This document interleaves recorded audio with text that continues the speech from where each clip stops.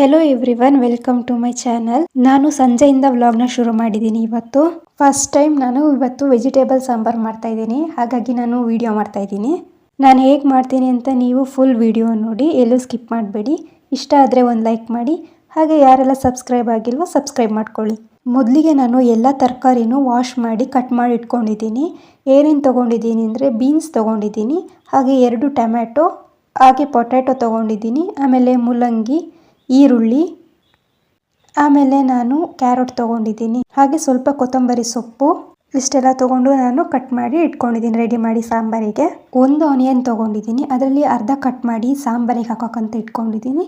ಇನ್ನು ಅರ್ಧ ನಾನು ಸ್ವಲ್ಪ ಅದನ್ನು ಸುಟ್ಕೊಂಡಿದ್ದೀನಿ ಕೆಂಡದಲ್ಲಿ, ಅದು ಸಾಂಬಾರಿಗೆ ಸ್ವಲ್ಪ ಟೇಸ್ಟ್ ಸಿಗುತ್ತೆ ಅಂತ. ಆಮೇಲೆ ಬೇಳೆ ಹಾಕ್ಕೊಂಡಿದ್ದೀನಿ ಸಾಂಬಾರಿಗೆ ತರಕಾರಿ ಜೊತೆ.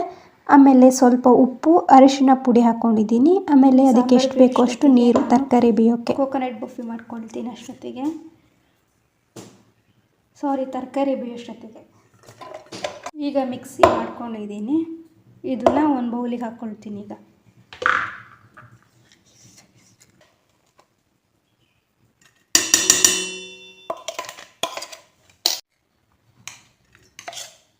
ಈಗ ಇದನ್ನು ಸೈಡಲ್ಲಿ ಇಟ್ಕೊಂಡು ಅದೇ ಮಿಕ್ಸಿ ಜಾರಿಗೆ ಸಾಂಬಾರಿಗೆ ಖಾರ ಮಾಡ್ಕೊಳ್ತೀನಿ.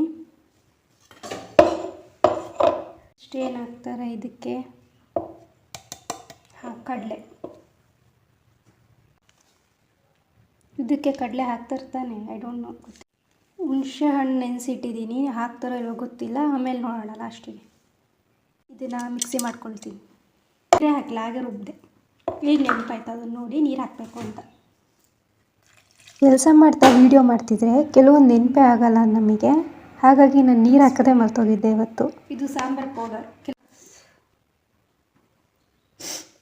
ರುಬ್ಬಿದ್ದೀನಿ, ಈಗ ಆಗಿದೆ. ನೋಡೋಣ ಹೇಗಾಗುತ್ತೆ. ಸ್ಟವ್ ಹಚ್ಕೊಳ್ತೀನಿ.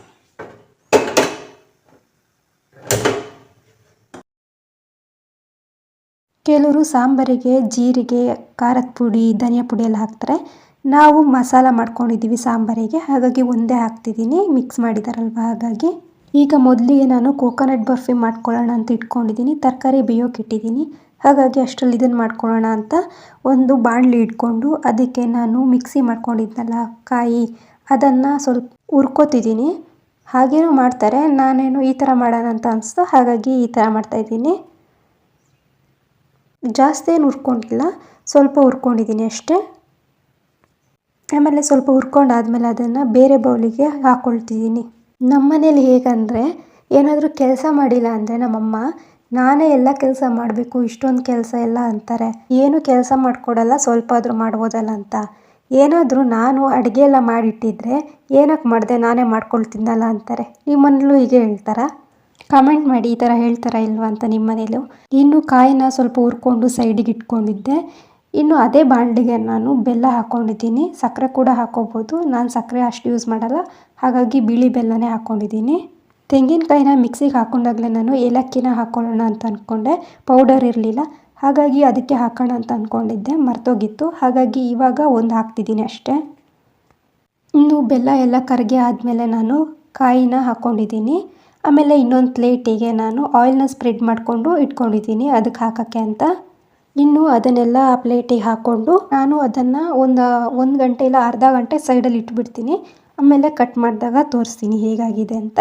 ಇನ್ನು ಈ ಸೈಡ್ ತರಕಾರಿ ಕೂಡ ಬೆಂದಿತ್ತು. ಇನ್ನು ಅದಕ್ಕೆ ಮಸಾಲೆ ಎಲ್ಲ ಹಾಕಬೇಕಲ್ಲ, ಹಾಗಾಗಿ ಮಸಾಲೆ ಎಲ್ಲ ಹಾಕ್ತಾಯಿದ್ದೀನಿ. ಹುಣಸೆ ಹುಳಿ ಕೂಡ ನಾನು ಹಾಕಿದೆ, ಹುಳಿ ಬೇಕು ಅಂತ. ಗೊತ್ತಿಲ್ಲ ಹಾಕ್ತಾರೋ ಇಲ್ವೋ, ಬಟ್ ಹಾಕಿದೆ, ಚೆನ್ನಾಗಿರುತ್ತೆ ಅಂತ. ಆಮೇಲೆ ಮಸಾಲೆ ಎಲ್ಲ ಹಾಕಿ ಸಾಂಬಾರು ಕೂಡ ರೆಡಿ ಆಯಿತು. ಇನ್ನು ಅದೆಲ್ಲ ಆಯ್ತಲ್ಲ, ಕಾಫಿ ಮಾಡಬೇಕಿತ್ತಲ್ಲ, ಹಾಗಾಗಿ ಕಾಫಿನೂ ಸೈಡಲ್ಲಿ ಇಟ್ಕೊಂಡ್ಬಿಟ್ಟೆ ಬೇಗ ಆಗಲಿ ಅಂತ ಎಲ್ಲ ಕೆಲಸನೂ. ಕಾಫಿ ಕೂಡ ಮಾಡಿ ಎಲ್ಲ ಮುಗಿಸ್ದೆ, ಕೆಲಸ ಎಲ್ಲ ಇವತ್ತಾಯಿತು.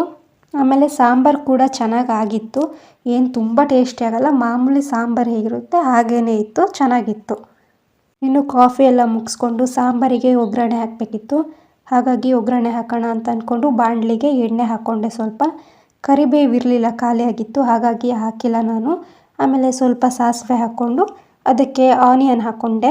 ಕೆಲವರು ಈ ಒಗ್ಗರಣೆ ಕೊಡುವಾಗ ಒಣಗಿದ ಮೆಣಸಿನ್ಕಾಯಿ ಕೂಡ ಹಾಕ್ತಾರೆ, ಬಟ್ ನಾನು ಹಾಕಿಲ್ಲ, ಗೊತ್ತಿಲ್ಲ ಹಾಕ್ತಾರೋ ಇಲ್ವೋ ಅಂತ, ಹಾಗಾಗಿ ನಾನು ಹಾಕಿಲ್ಲ. ಕೆಲವೊಂದು ವೀಡಿಯೋ ನೋಡಿದ್ದೆ ಒಣಗಿದ ಮೆಣಸಿನ್ಕಾಯಿ ಹಾಕೋದನ್ನ. ಆಮೇಲೆ ಇನ್ನು ಕಾಫಿ ಎಲ್ಲ ಆಗಿತ್ತಲ್ಲ, ಕಾಫಿನೂ ಕೂಡ ಎಲ್ಲ ಕೊಟ್ಬಿಡೋಣ ಅಂತ ಕಾಫಿನೂ ಕೂಡ ಹಾಲೆಲ್ಲ ಮಿಕ್ಸ್ ಮಾಡಿ ಹಾಕ್ಕೊಂಡೆ. ನಾನು ಟೊಮೆಟೊ ಸಾಂಬಾರು, ರಸಮ್ ಈ ಥರ ಎಲ್ಲ ಮಾಡಿದ್ದೀನಿ. ಬಟ್ ತರಕಾರಿ ಸಾಂಬಾರು ಇದು ಫಸ್ಟ್ ಟೈಮ್ ಮಾಡ್ತಾ ಇರೋದು. ಆದರೆ ಚೆನ್ನಾಗಾಗಿತ್ತು. ನಾನು ನಮ್ಮಮ್ಮ ಅಡುಗೆ ಮಾಡೋತ್ತಿಗೆಲ್ಲ ನೋಡ್ಕೊಂಡಿದ್ದೆ ಸ್ವಲ್ಪ ಸ್ವಲ್ಪ ಗೊತ್ತಿತ್ತು. ಆದರೂ ಕೆಲವೊಂದು ಮರ್ತೋಗುತ್ತೆ, ಗೊತ್ತಾಗಲ್ಲ ಏನು ಹಾಕಬೇಕು ಅಂತ ಅಡುಗೆ ಮಾಡುವಾಗ. ಹಾಗಾಗಿ ಸ್ವಲ್ಪ ಕನ್ಫ್ಯೂಸಲ್ಲೇ ಇವತ್ತು ಮಾಡಿದ್ದೀನಿ.